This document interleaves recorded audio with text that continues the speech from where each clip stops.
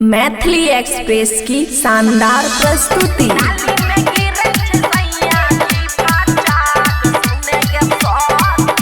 खुशी recording studio बलुआहा। पीके जे आबै छै टांग फसाबै छै भई जाय छै या बात सुने गे सखी।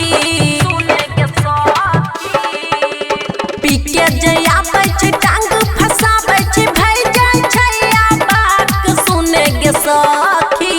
नाली में गिरै छै सैया जी फाचाक सुने गे सखी। नाली में गिरै छै सैया जी फाचाक सुने गे सखी।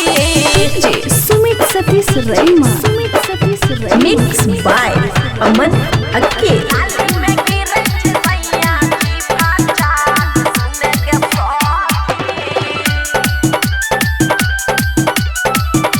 खुशी रिकॉर्डिंग स्टूडियो बलुआहा। एक गाल गुट का दोसर गाल बनावा हाथ में रगड़ै छै खैनी और चुनावा।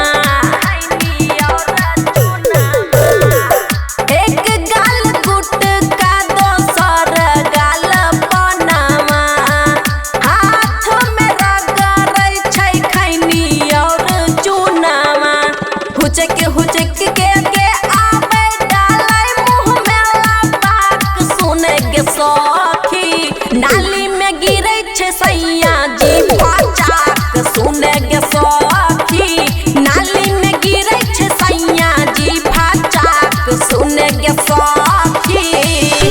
सुमित सतीश रैमा नाली में गिरै छै सैया जी फाचाक सुने गे सखी।